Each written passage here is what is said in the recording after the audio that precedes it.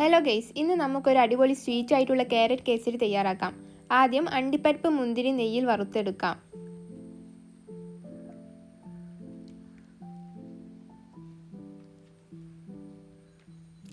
എന്നിട്ടത് കോരി മാറ്റാം.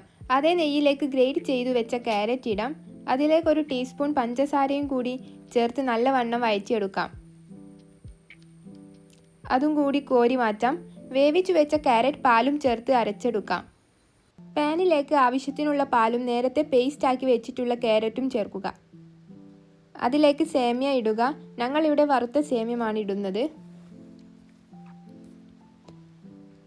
ഇനി അതിലേക്ക് നേരത്തെ മാറ്റി വെച്ച ഗ്രേറ്റ് ചെയ്ത ക്യാരറ്റ് ഇട്ട് കൊടുക്കാം. ആവശ്യത്തിനുള്ള പഞ്ചസാര ഇടുക.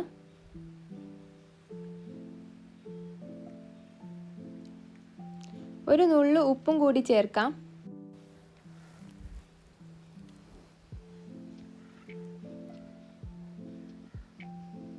സേമിയ വെന്തതിന് ശേഷം അതിലേക്ക് നെയ്യും നേരത്തെ വറുത്തു വെച്ച അണ്ടിപ്പരിപ്പ് മുന്തിരിയും ചേർക്കാം.